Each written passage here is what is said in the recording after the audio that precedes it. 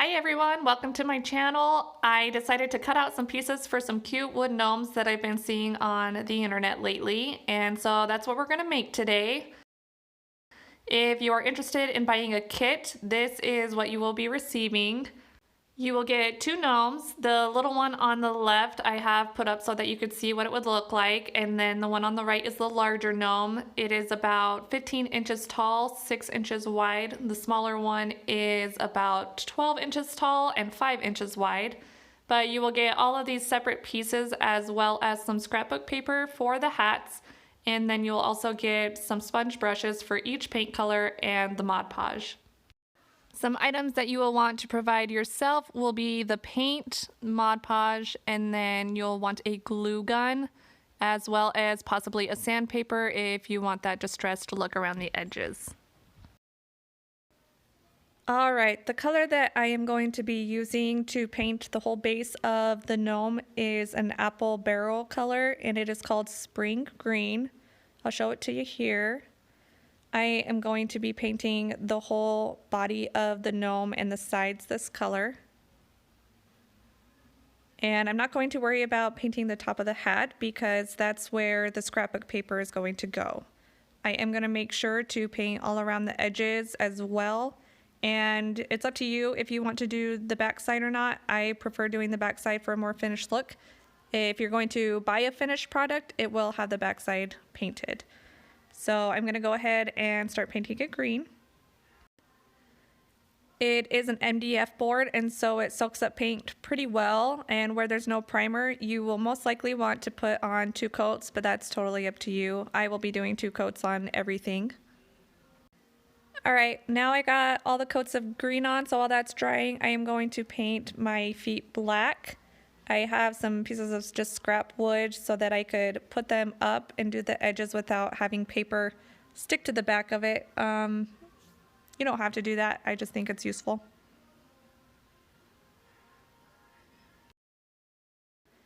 Now that I've got the feet painted, I am going to move on to doing the white. I've got these half circle pieces, which is going to go on the tips of the hats and also as a nose.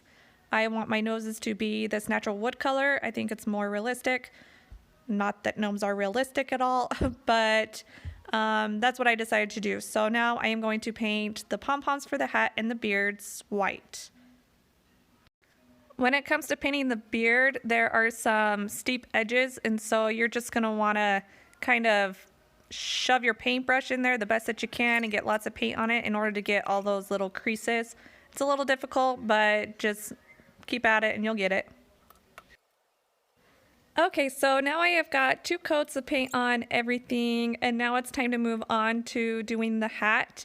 I will say I should have traced out the hat on my paper before I painted anything. I think that would be a lot easier.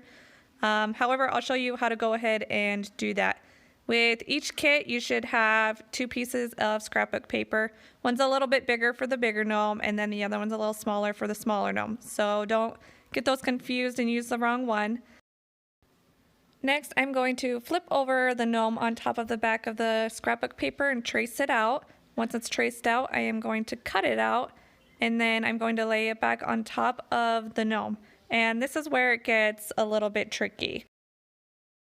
Basically what I did is I placed the paper on top of the gnome and I kind of pressed down around where the wood is, the 3D part, and left an indent on the paper and took a pencil tracing out where that indent is so that it left a outline, and then I could cut it at that point.